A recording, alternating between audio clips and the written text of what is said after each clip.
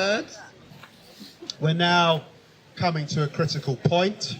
I'm very pleased that I will be at COP later this week and then again next week, putting the views of the people of Haringey very, very strongly. Now look, when I think about the climate emergency, I tend not to use that term because the term that speaks to me, and I think speaks to my constituents in Tottenham, is absolutely one of climate justice. Wherever we are in the world, it's the poorest that suffer as a consequence of the model that we have created. I have to say, I think our media could do so much better to be honest to the British people about the vacuity at the heart of this government on climate. There is a serious point, though, that I want to share today, and that is that we all know we face a dirty water emergency, we face a air pollution national emergency. David noted earlier the death of Ella Kissy Deborah.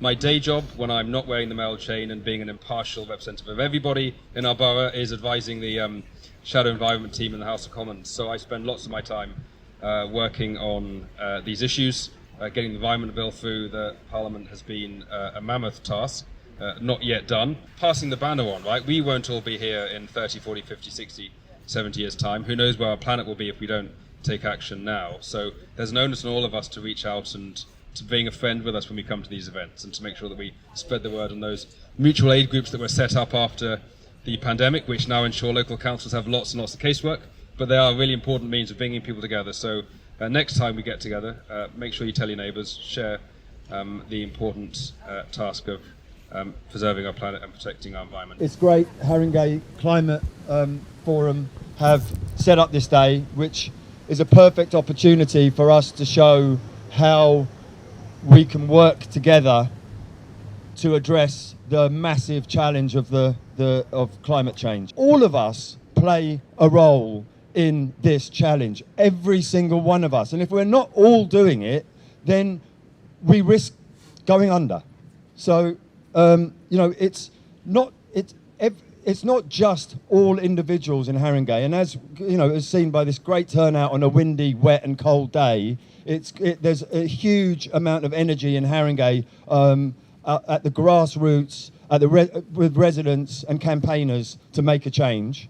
And my question to you really is, what are your alternatives? Because if we are going to try and reduce the carbon, it seems that we ought to stop that incinerator being built. I can't see that is going to do it. So the question is, what else have you got up your sleeve for us? Well, I can answer that without going on the wrong side of the NLWA board.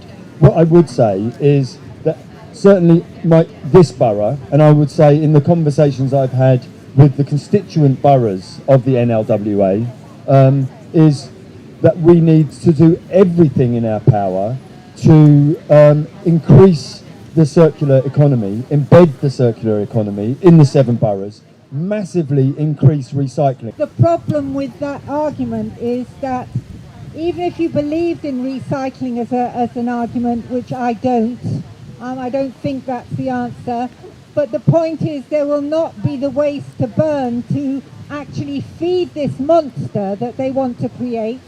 Therefore, we will be importing waste to actually feed the new Edmonton incinerator. Being a member of the board, surely between them all, Mike, between you all, you have the power to make decisions about this. And in due course, I would have thought that you ought to come out and actually say that something ought to happen instead of the incinerator. Going on for years, talk, action speaks louder than words. As regards recycling is concerned, have a look at Finsbury Park, have a look at all the parks. They are not recycling. They're putting everything into one. They all go into black bags, and this is a fact. This has been going on. The late Councillor George Meehan was on the board. All these people were on the board. The thing about it is, they're not going to have a recycling plant there. It's just going to be one. But most importantly is every individual needs to recycle and do things themselves. Hello, I'm Sydney Charles from the Haringey Climate Forum.